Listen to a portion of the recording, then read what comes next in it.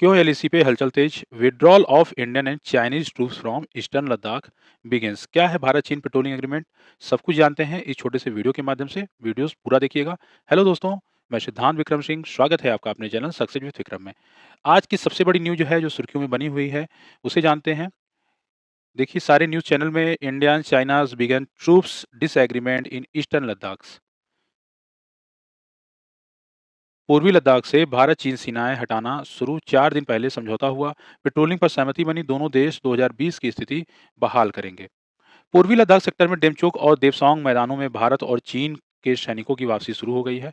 दोनों देशों के बीच हुए समझौते के मुताबिक भारतीय सैनिकों ने अपनी गाड़ियां, गोला बारूद वापस लाना शुरू कर दिया है।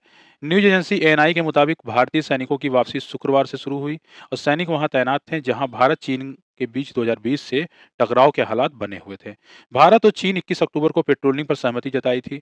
विदेश मंत्री एस जयशंकर ने कहा था कि भारत और चीन में सीमा पर पेट्रोलिंग सिस्टम को लेकर समझौता हुआ है। इसमें मई 2020 गलवान टकराव से पहले की स्थिति वापस आएगी। तो फिर से दोबारा जो स्थिति बनी हुई थी पहले की, उसे जो है बहाल कर दिया गया है। ब्रिक्स बैठकों में चीन को लेकर जयशंकर ने कहा, सहमति बनने पर ईमानदारी से पालन करना चाहिए। देखिए, जानते हैं सब कुछ क्या चीजें हैं। 10 दिन के अंदर शुरू हो सकती है पेट्रोलिंग। सेना से मिली जानकारी के मुताबिक सैनिकों ने कुछ टेम्परेरी स्ट्रक्चर जैसे कि टेंट सेट हटा दिए हैं। पूरी तरह से वापसी में कुछ समय लगेगा। एक बार वापसी के बाद पेट्रोलिंग शुरू होगी। मीडिया रिपोर्ट्स के मुताबिक अगर सब कुछ ठीक रहा तो पेट्रोलिंग 10 दिन के भीतर शुरू हो सकती है। पूर्वी लद्दाख में लाइन ऑफ एक्चुअल एलएसी पर अप्रैल 2020 में स्थिति बहाल करने के लिए चीन और भारत राजी हो गए हैं। यानी अब चीन की आर्मी उन इलाकों से हटेगी जहां उसने अतिक्रमण किया था। भारतीय विदेश मंत्रालय के प्रवक्ता विक्रम मिश्री ने सोमवार को बताया था कि भारत चीन के सीमावर्ती इलाकों में पेट्रोलियम के साथ 2020 के बाद उठे मुद्दे को सुलझाने के लिए प्रस्ताव तैयार हुआ है। इस पर दोनों देश कदम उठाएंगे। अप्रैल 2020 में एक सैन्य अभ्यास के बाद चीनी सेना ने पूर्वी लद्दाख में कम से कम 6 इलाकों में अतिक्रमण किया था, लेकिन 2 साल बाद चीन ने पीएलए 4 स्थानों से पीछे हट गए थे। दौलत बेग ओल्डी और डेमचोक के फ्रिक्शंस पॉइंट पर गश्त को लेकर सहमति नहीं बनी थी और भारतीय सेना को कई इलाकों में रोका जा रहा था। बताते चले कि भारत चीन पेट्रोलियम एग्रीमेंट क्या है। भारत पॉक, देखिए आपके सामने एक जो है प्रतीकात्मक जो है मैप है। चीन का कब्जा जो कि रेड से दिखाया गया है, वो आपका चीन का कब्जा है। ये देखिए, ये जो आपका दिख रहा है, ये आपका चीन का कब्जा है और यहाँ पे भी चीन का कब्जा है। जो लाइट येलो से है, ये आपका पूरा पॉक मतलब पीओकी जो कि पाकिस्तान के अधिकृत क्षेत्र है। पाक ऑक्युपाइड जो है क्षेत्र आपका है, कश्मीर है। और जो आपका ऑरेंज कलर से दिख रहा है, ये सब आपका जो कि अभी भारत के नियंत्रण क्षेत्र में है। तो देखिए, हॉट स्प्रिंग क्षेत्र गलवान, दौलत बेग, ओल्डी, यहीं पे यहाँ पे बात सहमति बनी है।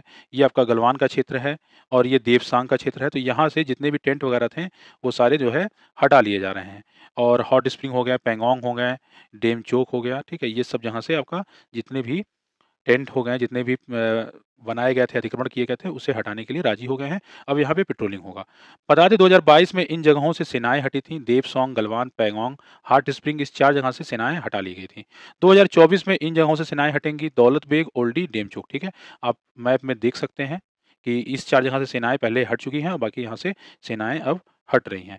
सैन्य वार्ताएँ कब-कब हुई हैं, हम लोग जानते हैं। 2020 में 8, 2021 में 5, 2022 में 4, 2023 में 3 और 2024 के फरवरी में हुई थी वार्ता। मोदी ने सीमा विवाद के हल पर दिया था जोर। 2 दिन पहले पीएम नरेंद्र मोदी और चीन के राष्ट्रपति के बीच ब्रिक्स समिट में इतर द्विपक्षीय बातचीत हुई। इसमें भारत ने दोनों देशों के बीच विवादों और मतभेदों को ठीक से सुलझाने पर जोर दिया था। पीएम मोदी ने कहा था कि सीमा पर किसी भी सूरत पे शांति भंग नहीं होना चाहिए। उन्होंने कहा था कि स्थिर और मैत्रीपूर्ण संबंधों का सकारात्मक असर बाकी के मुद्दों पर भी पड़ेगा। रिपोर्ट्स के मुताबिक देखा जाए तो एलएसी के उन सभी 63 पॉइंट पर अपनी सहमति की पेट्रोलिंग शुरू हो सकती है। इसमें पैंगोंग त्सो से उत्तरी छोर पर फिंगर 8 तक गश्त की बहाली शामिल है, जहां भारतीय सेना फिंगर 4 तक नहीं जा पा रही थी। भारतीय सैनिक इस क्षेत्र में चीनी पेट्रोलिंग टीम को भी नहीं रुकेंगे। आमने-सामने टकराव से बचने के लिए दोनों सेनाएँ एक-दूसरे को अपनी पेट्रोलिंग की तारीख और समय के बारे में पहले से खबर करेंगी और इसका मकसद यह तय करना होगा कि सैनिकों के बीच कोई झड़प और हिंसा ना हो। ठीक है? तो ये जो है न्यूज़ काफ़ी ज़्यादा जो है वायरल हो रही है। इसको और डिटेल में थोड़ा हम लोग देखते हैं। भारत के विदेश मंत्री एस जयशंकर और चीन के विदेश मंत्री वांग यी के बीच लाओस में अहम बैठक हुई। इसमें नेताओं के बीच भारत-चीन सीमा विवाद पर चर्चा हुई। जयशंकर ने चीनी विदेश मंत्री से एलएसी और पहले हो चुके समझौते का सम्मान करने की बात कही थी। जयशंकर ने कहा कि संबंधों को स्थिर करना ही दोनों देशों में हित में है। उन्होंने वांग यी से भारत-चीन संबंधों को फिर से बहाल करने की राह में सीमा विवाद के मुख्य वजह बताया है। उन्होंने कहा कि सीमा पर जैसे हालात होंगे, वैसे ही हमारे रिश्तों में भी दिखेंगे। तो देखिए बहुत बड़ी बात जो है एस जयशंकर ने इनसे कहा। ये दोनों नेता इस महीने दूसरी बार मिले हैं। इस दौरान दोनों नेताओं ने सीमा पर डिसएंगेजमेंट यानी कि दोनों देशों की तरफ से सीमा पर सैनिकों की संख्या को कम करने को लेकर सख्त दिशा निर्देश देने पर सहमति जताई है। जयशंकर और वांग यी इस महीने की शुरुआत में कजाकिस्तान के राजधानी अस्थाना में शंघाई सहयोग संगठन एससीओ के शिखर सम्मेलन के मौके पर मिले थे। तो सभी लोग जान रहे हैं कि शिखर समझौता हुआ था, उसके मौके पे ये लोग मिले थे।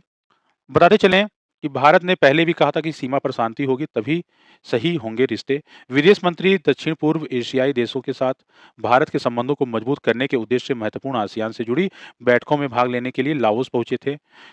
एस जयशंकर लाओस के उप प्रधानमंत्री और विदेश मंत्री सलीमक्से कोमासित के नियंत्रण पर लाओस का दौरा कर रहे थे। यहीं पर गुरुवार को जयशंकर की मुलाकात चीनी विदेश मंत्री से हुई थी।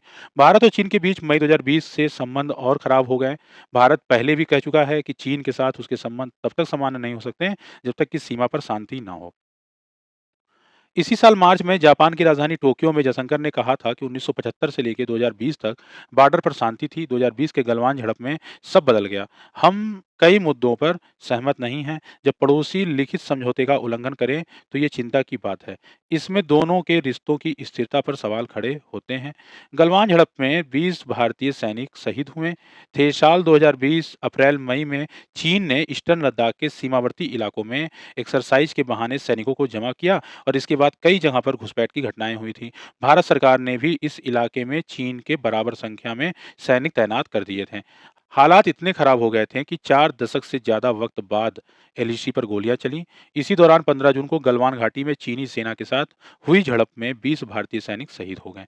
गलवान झड़प में चीन के 38 सैनिक मारे जाने की बात कही गई, हालांकि चीन ने केवल 4 की मौत कबूली थी। बताते चलें 1962 के बाद दोनों देशों के बीच बड़े विवाद कब-कब हुए हैं।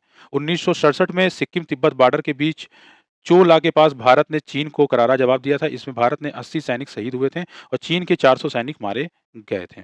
उसके बाद 1975 में चीन के अरुणाचल प्रदेश के तुलंग ला में असम राइफल्स के जवानों की पेट्रोलिंग टीम पर अटैक किया। इस हमले में 4 भारतीय जवान शहीद हो गए थे। इसके बाद 1987 में भारत चीन के बीच तवांग के उत्तर में समदोरांग चू इलाके में टकराव हुआ। बातचीत के बाद बिना किसी खून खराबे के मामला शांत हो गया था। 2017 के डोकलाम में 75 दिन तक सेनाएं आमने-सामने डटी रहीं। चीन के यहां सड़क निर्माण का काम शुरू किया तो भारतीय सैनिकों ने उसे रोक दिया था। 2020 में लद्दाख के गलवान घाटी में दोनों सेनाओं के बीच झड़प में 20 भारतीय सैनिक शहीद हो गए हैं, जबकि चीन के 38 सैनिक मारे गए थे। 2022 में अरुणाचल प्रदेश के तवांग में चीनी सैनिकों ने भारतीय पोस्ट को हटाने की कोशिश की। भारत के 6 जवान घायल हुए थे। चीन को हमसे ज्यादा नुकसान हुआ था। तो ये घटनाक्रम लगातार चलता रहा। आप देख सकते हैं इस फोटो में जयशंकर और वांग यी के बीच आसियान के विदेश मंत्रियों की बैठक से अलग भी मुलाकात हुई थी। तो दोनों देशों के बीच जो है काफ़ी ज़्यादा बातचीत हुआ था।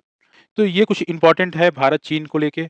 अब हम लोग तो यही आशा कर सकते हैं कि स्थिति जो है बेहतर हो, स्थिति सुधरे, जिससे कि कोई जनहानि ना हो। और इसके लिए एक कदम चाइना भी आगे बढ़ा है और भारत भी एक कदम आगे बढ़ के सहयोग करने के लिए तैयार है। देखा जाता है आगे क्या कुछ होता है, अभी फ़िलहाल पेट्रोलिंग शुरू होने के बाद ही सारा चीज़ें सामने आ सकेंगी। फिर कोई नया अपडेट अगर निकल के आता है तो फिर आपको अवश्य हम बताएँगे।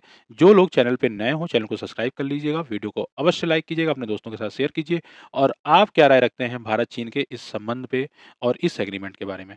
हमें कमेंट करके अवश्य बताइएगा। फिर मिलेंगे नए अपडेट के साथ, तब तक के लिए बहुत-बहुत धन्यवाद।